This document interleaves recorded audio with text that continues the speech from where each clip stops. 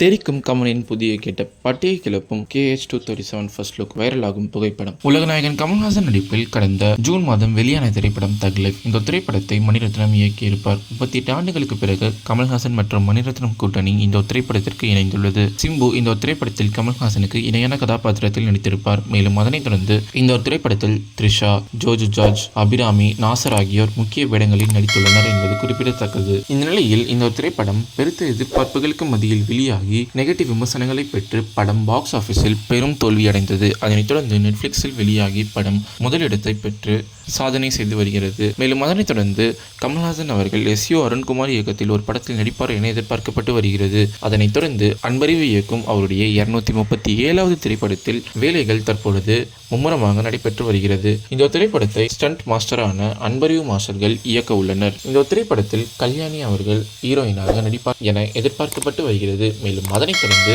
இந்த திரைப்படத்தின் first look விரைவில் வெளியாகலாம் என எதிர்பார்க்கப்படுகிறது.